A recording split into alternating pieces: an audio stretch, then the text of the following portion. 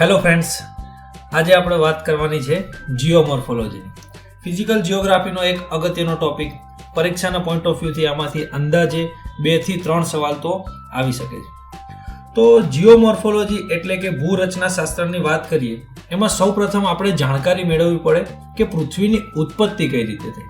હાલ આપણે જે પૃથ્વી પર રહી રહ્યા છીએ એ પૃથ્વી કયા અંશે વિકાસ પામીને આ તબક્કા ઉપર પહોંચી છે, કઈ રીતે એની ઉત્પત્તિ થઈ, કઈ રીતે પૃથ્વીનો જન્મ થયો, આ બધી જ બાબતોની તપાસ કરવી પડે.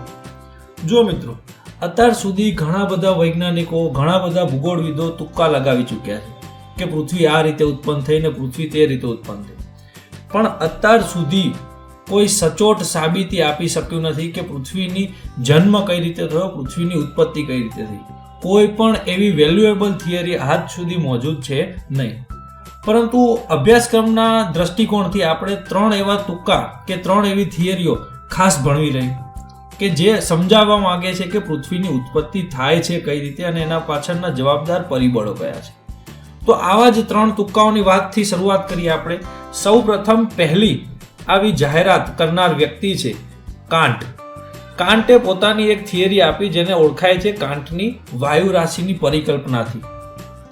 ત્યારબાદ બીજો એક વ્યક્તિ આવે છે લાપ્લાસ. લાપ્લાસની થિયરી ઓળખાય છે નિહારિકાની પરિકલ્પનાથી. અને ત્રીજે એક અગત્યનો વ્યક્તિ આવે છે જે છે ચેમ્બરલિન અને મોલ્ટન, જેનો સિદ્ધાંત ઓળખાય છે ગ્રહાણુના સિદ્ધાંત તરીકે.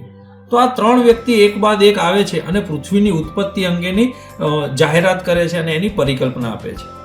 સૌપ્રથમ વાત કરીએ કાન્ટ દ્વારા. જો કાન્ટ એક એવો વ્યક્તિ છે જે સૌ પ્રથમ વિશ્વમાં 1755ની સાલમાં પૃથ્વીની ઉત્પત્તિ અંગેની પરિકલ્પના આપે છે. તો પરીક્ષા માટે આ પણ એક અગત્યનો સવાલ છે કે સૌ પ્રથમ પૃથ્વીની ઉત્પત્તિ અંગેની પરિકલ્પના અથવા તો સિદ્ધાંત આપનાર વ્યક્તિ કોણ છે? તો જવાબ આવશે કાન્ટ. હવે કાન્ટભાઈ શું વાત કરે છે અને શું થિયરી આપે છે એની થોડી ચર્ચા કરીએ. જો કાન્ટ દ્વારા સૌ પ્રથમ જાહેરાત કરવામાં આવી એવી કંઈક કે બ્રહ્માંડમાં પહેલેથી જ અમુક આદ્યકણો મોજૂદ હતા. આદ્યકણો એટલે શું? તો કે ભગવાન દ્વારા અમુક નાના નાના આદ્યકણોની રચના થઈ હતી એવું કાન્ટ દ્વારા કહેવામાં આવ્યું. અને આ જ બધા આદ્યકણો એકબીજા પ્રત્યે ગુરુત્વાકર્ષણ બળથી આકર્ષાય છે અને ગુરુત્વાકર્ષણ બળના જ કારણે એ બધા આદ્યકણોમાં ટકરાવ ઉત્પન્ન થાય છે. અને આ જ મોટા ટકરાવથી આ બધા જ આદ્યકણો એક મહાકાય વાયુપિંડમાં પરિવર્તિત થાય છે. જો આ રીતે એક મોટો વાયુપિંડ રચાય છે.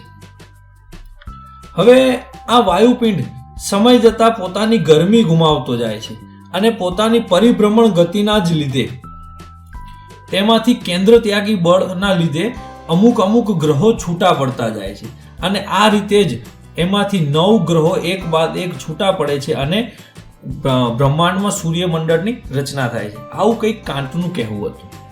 પણ જો કાન્ટની જે થિયરી હતી, કાન્ટની જે પરિકલ્પના હતી એ રદ થાય છે. રદ થવાના પણ મુખ્ય કારણો છે. કેમ રદ થાય છે? તો સૌ પ્રથમ તો એ વ્યક્તિ સમજાવી શકતો નથી કે આ આદ્યકણો શું છે અને બન્યા કઈ રીતે. એ ભગવાનનું નામ આપી દે છે કે ભાઈ ભગવાને બનાવ્યા છે, બરાબર. તો આદ્યકણોની બાબત એ સમજાવી શકતો નથી. બીજી વસ્તુ, કાન્ટ એવું કહે છે કે ગ્રહો છે એ ઘન સ્વરૂપે અસ્તિત્વમાં આવેલા છે, પરંતુ એ વસ્તુ બી ખોટી છે. કારણ કે વૈજ્ઞાનિકોને અમુક પુરાવા મળી ચૂક્યા છે કે પૃથ્વી પહેલા પોતાના યંગ એજમાં પ્રવાહી સ્વરૂપ અને વાયુ સ્વરૂપમાં રહી ચૂકી છે. એટલે કે પૃથ્વી ડાયરેક્ટ ઘન સ્વરૂપે અસ્તિત્વમાં આવેલ નથી. તો કાન્ટની આ થિયરી આવા અમુક રીઝનના લીધે રદ થાય છે. આના બાદ તરત બીજી એક થિયરી આવે છે લાપ્લાસની નિહારિકાની થિયરી.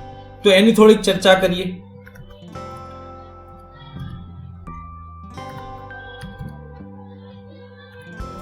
લાપ્લાસભાઈ નિહારિકાની થિયરી આપે છે. શું કહે છે લાપ્લાસ? જો લાપ્લાસ એક સ્ટેપ આગળ વધી જાય છે કાન્ટથી અને પોતાને હાસ્યાસ્પદ રીતે બચાવી લે છે. પોતે આદ્યકણોની વાત જ નથી કરતો. ડાયરેક્ટ એ રીતે વાત કરે છે કે બ્રહ્માંડમાં એક વાયુમય વાદળ જ હતું, આદ્યકણો હતા જ નહીં. આદ્યકણોની અથડામણ અને એમાંથી વાયુમય વાદળ બનવાની વાત કાપી નાખે છે અને એવું કહે છે કે એક વાયુમય વાદળ હતું આ વાયુમય વાદળ ધીમે ધીમે પોતાની સપાટી ઠંડી કરતું જાય છે અને જે વાયુમય વાદળમાં રહેલા ભારે કણો છે એ કેન્દ્ર તરફ એકઠા થતા જાય છે અને હલકા તત્વો છે, બરાબર, જે વજનમાં હળવા છે એ સપાટી ઉપર ઠંડા પડતા જાય છે. અને આ જ વાયુમય વાદળ જ્યારે પોતાની ધરી ઉપર પરિભ્રમણ ગતિ કરે છે ત્યારે એક સમય એવો આવે છે કે તેના ગુરુત્વાકર્ષણ બળ કરતાં કેન્દ્ર ત્યાગી બળ વધી જાય છે અને તેના જ કારણોસર આ વાયુમય વાદળના મધ્ય ભાગમાંથી અમુક સમયે વિકિરણ રૂપે વલયો છૂટા પડતા જાય છે અને આવા 9 વલયો છૂટા પડે છે જે પાછળથી ગ્રહોમાં તબદીલ થાય છે. તો જો લાપ્લાસે પહેલા તો આદ્ય કણોની વાત નકારી દીધી અને ડાયરેક્ટ વાયુમય વાદળ ઉપર આવી ગયા, તો એને એ મર્યાદા તો હટી ગઈ, પરંતુ અમુક એની મર્યાદાઓ બીજી નવી ઉત્પન્ન થાય છે. કઈ? આ થિયરીમાં એક સૌથી અગત્યની મર્યાદા એ છે કે એણે જણાવ્યું કે વાયુમય વાદળના મધ્ય ભાગમાંથી વલયો છૂટા પડે છે. જો મધ્ય ભાગમાંથી વલયો છૂટા પડેલા હોય તો હાલમાં જે વાયુમય વાદળ એટલે કે સૂર્ય છે તેના મધ્ય ભાગ ઉપસેલો હોવો જોઈએ, પરંતુ એવું જણાતું નથી. તો આ મર્યાદાના લીધે જ લાપ્લાસની જે નિહારિકાની પરિકલ્પના છે એ રદ થાય છે. પરંતુ લાપ્લાસભાઈ આપણને એક અગત્યની વસ્તુ સમજાવી ગયા. શું? તો કે જ્યારે બી કોઈ વસ્તુ અથવા તો કોઈ પણ પદાર્થમાં પરિભ્રમણ ગતિ થાય અને આ પરિભ્રમણ ગતિના લીધે એક અવલોકન જરૂર જોવા મળે છે કે આ પદાર્થના ભારે તત્વો કેન્દ્રમાં ભેગા થતા જાય છે અને હળવા તત્વો બાહ્ય સપાટી ઉપર ભેગા થતા જાય છે. તો આ એક અગત્યનું તારણ હતું જે આપણને પાછળથી કામમાં આવવાનું છે.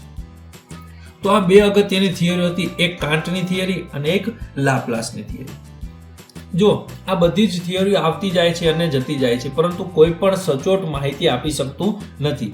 આ બંને થિયરી બાદ પણ ઘણી થિયરીઓ આવે છે, જેમ કે સુપરનોવા થિયરી છે, ટાઇડલ થિયરી છે, આ ઉપરાંત ગ્રહાણુનો સિદ્ધાંત છે. પરંતુ કોઈ પણ વ્યક્તિ આજ સુધી પૃથ્વીની ઉત્પત્તિ માટે સચોટ માહિતી આપી શક્યો નથી. પરંતુ આ 2 થિયરી આપણા માટે એક્ઝામ પોઈન્ટ ઓફ વ્યૂથી અગત્યની છે, એટલે આપણે ખાસ જોઈએ. હવે વાત કરીએ કે ભાઈ પૃથ્વી તો બની ગઈ, ચલો, પરંતુ આ પૃથ્વીની આંતરિક રચના આજે શું છે? પૃથ્વી કઈ રીતે બની એ ભલે માહિતી આપણે ના મેળવી શકીએ, પરંતુ પૃથ્વીની અંદર અત્યારે શું છે એની માહિતી તો ચોક્કસ મેળવી શકીએ. તો એના પાછળ લોકો અભ્યાસ કરવા લાગ્યા. સૌ પ્રથમ અભ્યાસ થયો પૃથ્વીની ઘનતાનો અભ્યાસ. જો પૃથ્વીની ઘનતાના અભ્યાસમાં કઈ રીતે છે કે વૈજ્ઞાનિકોએ પૃથ્વીના જે ઉપરનું સ્તર છે જેને એ લોકો ક્રસ્ટ કહે છે, અથવા ગુજરાતીમાં કહું તો પૃથ્વીનો બાહ્ય પોપડો, આ પોપડા અથવા તો ક્રસ્ટની જ્યારે ઘનતા ડેન્સિટી માપવામાં આવી તો એ ડેન્સિટી થઈ 2 થી 3 જેટલી. પરંતુ જ્યારે પૃથ્વીના ઓવરઓલ સંપૂર્ણ ગોળાની પૃથ્વીની ઘનતા માપવામાં આવી તો એ થઈ અંદાજિત 5 જેટલી. એનો મતલબ શું થયો કે જો ક્રસ્ટની ડેન્સિટી 2 છે અને પૃથ્વીના સમગ્ર ગોળાની ડેન્સિટી 5 છે તો પૃથ્વીના મધ્ય ભાગમાં ક્યાંક ડેન્સિટી જરૂર વધારે હોવાની છે, તો જ એવરેજ ડેન્સિટી 5 સુધી પહોંચશે.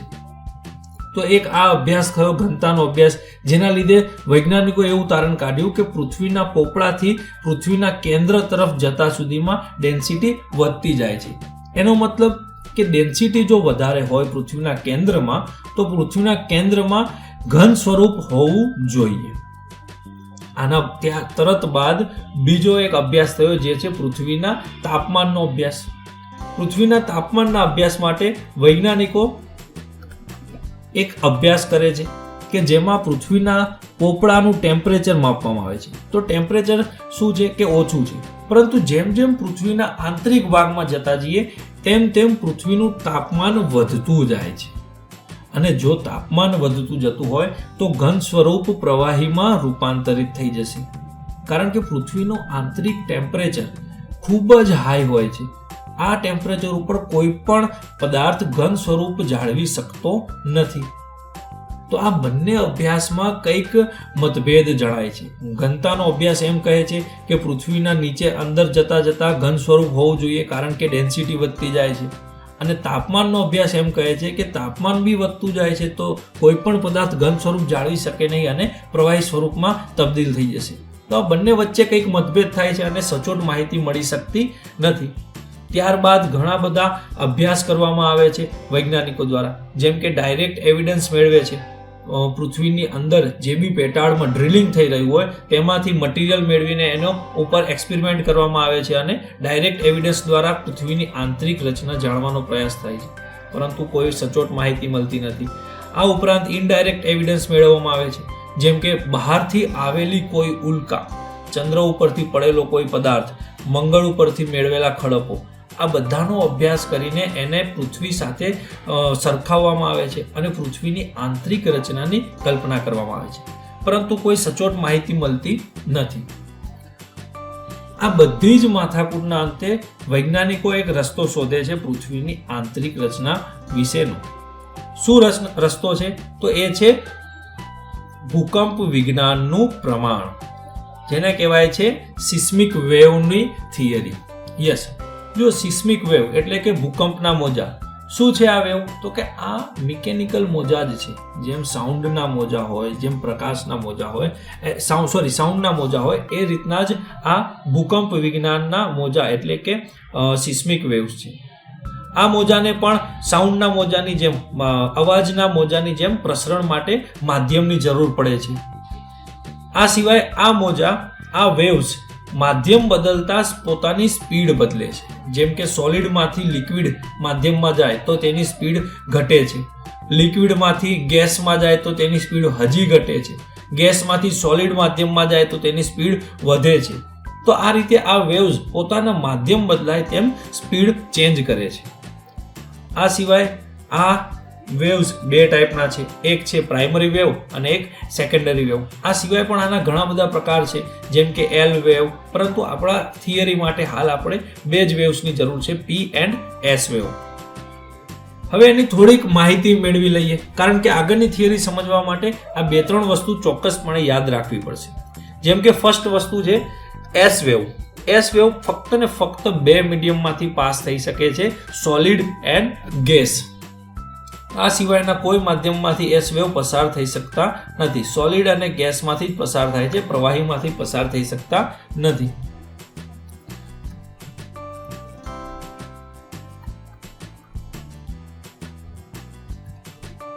પી વેવની વાત કરીએ. પી વેવ ત્રણ માધ્યમમાંથી પસાર થઈ શકે છે, સોલિડ, ગેસ એન્ડ લિક્વિડ. અને આ ત્રણ માધ્યમમાં બંને વેવ્સની સ્પીડ અલગ અલગ છે. જેમ આપણે હમણાં જ ચર્ચા કરી ગયા કે સોલિડ માધ્યમમાં, સોલિડ ફોર્મમાં સૌથી હાઈએસ્ટ સ્પીડ હોય છે બંનેની, એનાથી ઓછી સ્પીડ છે લિક્વિડમાં, પી વેવ માટે. એસ વેવ તો લિક્વિડમાં પાસ જ નથી થઈ શકતા. અને એનાથી ઓછી સૌથી લોએસ્ટ સ્પીડ છે જી એટલે કે ગેસિયસ ફોર્મમાં, એટલે કે વાયુ સ્વરૂપમાં. તો જો આગળની થિયરી શરૂ કરતા પહેલા આની અમુક બાબતો તમારે યાદ રાખવી જ પડશે. જેમ કે બે પ્રકારના વેવ છે, પી વેવ અને એસ વેવ. પી વેવ ત્રણ માધ્યમમાંથી પસાર થાય છે, જ્યારે સેકન્ડરી વેવ ફક્ત ને ફક્ત બે જ માધ્યમમાંથી પસાર થાય છે. અને આ ત્રણ માધ્યમ સોલિડ, લિક્વિડ અને ગેસમાં બંને વેવની સ્પીડ અલગ અલગ છે. સૌથી હાઈએસ્ટ શેમાં છે? યસ, સોલિડ, એનાથી ઓછી લિક્વિડ અને એનાથી ઓછી ગેસ એટલે કે વાયુમાં. તો હવે આગળ જોઈએ. જો સૌપ્રથમ વૈજ્ઞાનિકો શું કરે છે? એસ વેવ કોઈ એક જગ્યા ફોકસ ઉપરથી પ્રસારિત કરે છે. આ રીતે અહીંયાથી વૈજ્ઞાનિકો એક એસ વેવ પ્રસારિત કરે છે. એસ વેવ પ્રસારિત થાય છે, પરંતુ અમુક જ જગ્યા સુધી આ એસ વેવ મળે છે. આ રીતે અહીંયાથી એસ વેવ આ અંતિમ 105 ડિગ્રી સુધી મેક્સિમમ એસ વેવ મળે છે, અને બીજી બાજુ પણ આ રીતે 105 ડિગ્રી સુધી જ એસ વેવ મળે છે. અહીંયાથી આગળ આ વિસ્તારમાં એસ વેવ મળતા નથી. એનો શું મતલબ કાઢ્યો વૈજ્ઞાનિકોએ? કે આ વિસ્તાર વચ્ચે આ વિસ્તાર જે આ તમને દેખાય છે યલો કલર, એ વિસ્તાર 100% લિક્વિડ ફોર્મમાં હોવો જોઈએ. કારણ કે લિક્વિડ ફોર્મ એટલે કે પ્રવાહી માધ્યમમાં એસ વેવ પ્રસારિત થઈ શકતા નથી. તો એક આ થિયરી તો જોઈ. હવે બીજી એક વસ્તુ કરે છે વૈજ્ઞાનિકો. શું? તો કે પી વેવ ફ્લો કરાવે છે. પી વેવ કઈ રીતે થાય છે? તો કે પી વેવ જ્યારે કોઈ એક ફોકસ ઉપરથી વૈજ્ઞાનિકો પ્રસારિત કરે છે તો મળે છે આ રીતે 103 ડિગ્રીથી 103 ડિગ્રી સુધી. આ બે વિસ્તારમાં પી વેવ સળંગ મળે છે, સતત હોય છે અહીંયા આ વિસ્તારમાં.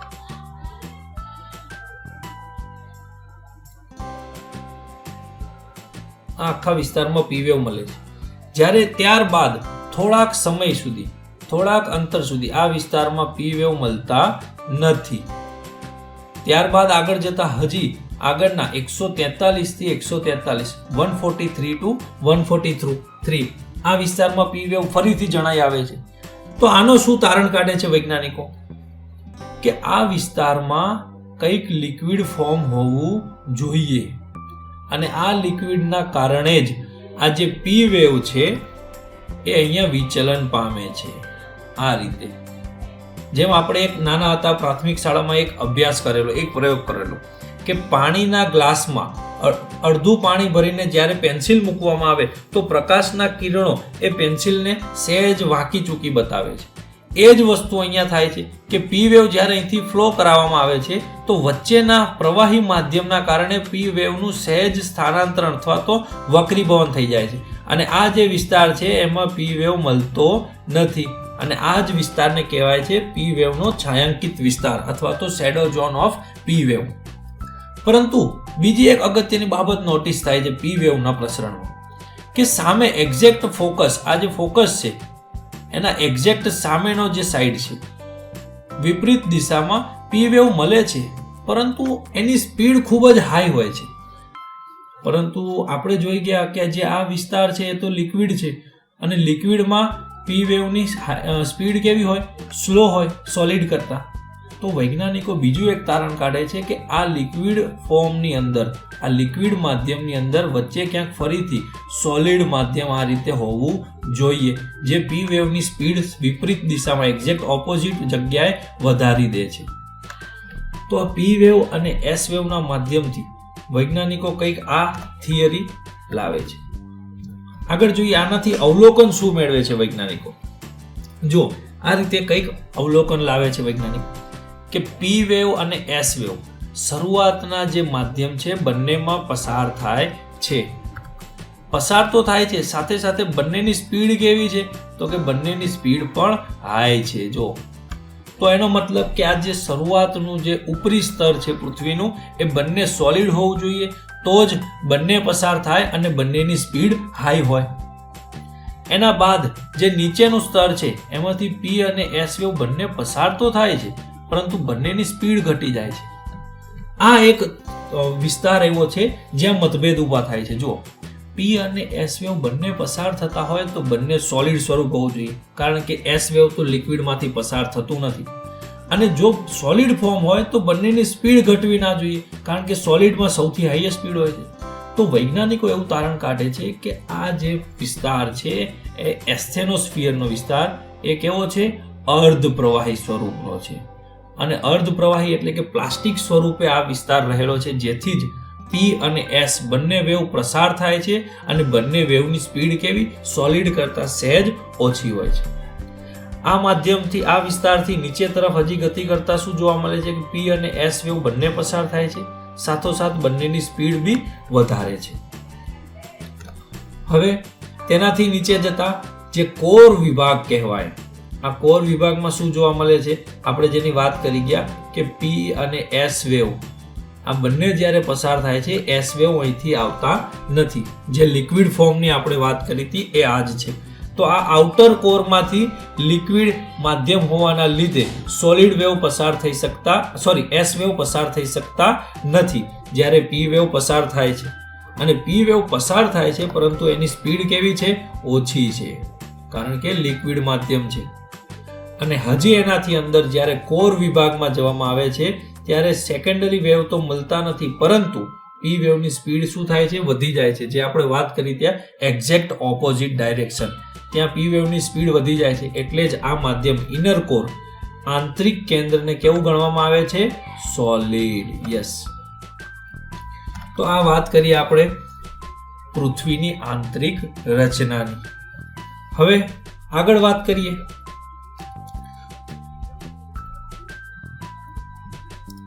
તો એક OMR ક્વેશ્ચન માટે સૌથી અગત્યની બાબત છે પૃથ્વીની આંતરિક રચના કયા કયા પદાર્થથી બનેલી છે, કયા કયા મટીરિયલ એમાં છે અને કયો મટીરિયલ વધારે છે, કયું ઓછું છે.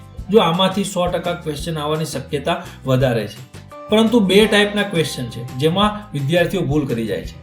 પૃથ્વીના પોપડામાં સૌથી હાઈએસ્ટ મટીરિયલ કયું છે? જો આ રીતનો ક્વેશ્ચન પૂછાય તો એમાં જવાબ આવશે ઓક્સિજન. યસ, પૃથ્વીના પોપડા એટલે કે ક્રસ્ટમાં સૌથી હાઈએસ્ટ મટીરિયલ છે ઓક્સિજન. પૃથ્વીના પોપડામાં સૌથી ઓછું મટીરિયલ કયું છે? પોટેશિયમ. યસ. પરંતુ જો તમને વાત કરવામાં આવે સંપૂર્ણ પૃથ્વીના ગોળા માટે, સંપૂર્ણ પૃથ્વી ગ્રહ માટે હાઈએસ્ટ મટીરિયલ કયું છે તો એ છે આયર્ન, કેમ કે પૃથ્વીના આંતરિક કોરમાં નિકલ અને આયર્ન આવેલ છે. સંપૂર્ણ પૃથ્વી માટે સૌથી લોએસ્ટ મટીરિયલ કયું છે તો એ છે એલ્યુમિનિયમ. યસ. તો જો મિત્રો, આજના લેક્ચરમાં આપણે વાત કરી ગયા પૃથ્વીની ઉત્પત્તિ કઈ રીતે થઈ. એ માટે આપણે બે સિદ્ધાંત અગત્યના જોયા, કાન્ટ અને નિહારિકાના, લાપ્લાસની નિહારિકાનો સિદ્ધાંત. ત્યારબાદ આપણે વાત કરી પૃથ્વીની આંતરિક રચના વિશે, કે પૃથ્વીની આંતરિક રચના કેવી છે એના વિશે બે અભ્યાસ અગત્યના થયા, પૃથ્વીની ઘનતાનો અભ્યાસ અને પૃથ્વીની તાપમાનનો અભ્યાસ. ત્યારબાદ આપણે વાત કરી આંતરિક રચનાની સચોટ માહિતી કઈ રીતે મળે છે તો પી વેવ અને એસ વેવ, ભૂકંપના મોજાઓ દ્વારા. બંને મોજાઓ જ્યારે પ્રસારિત કરવામાં આવ્યા તો એનું અવલોકન કંઈક આ રીતે થયું. ઉપરી ક્રસ્ટમાં બંને મોજા પસાર થાય છે એટલે કે આ ફોર્મ સોલિડ ફોર્મ છે અને બંનેની સ્પીડ પણ વધારે છે એટલે ઘન સ્વરૂપે આ રહેલ છે. ત્યારથી નીચે આવી એસ્ટેનોસ્ફિયરનો પ્રદેશ આવે છે અને એસ્ટેનોસ્ફિયરના વિસ્તાર અર્ધપ્રવાહી વિસ્તાર છે, એટલે જ પી અને એસ વેવ બંને પસાર તો થાય છે પરંતુ બંનેની સ્પીડ ઓછી હોય છે. તેનાથી નીચે મેન્ટલનો વિસ્તાર આવે છે. મેન્ટલના વિસ્તારમાં બંને વેવ પસાર થાય છે, બંનેની સ્પીડ બી વધારે છે એટલે કે મેન્ટલનો વિસ્તાર ઘન સ્વરૂપે રહેલો છે.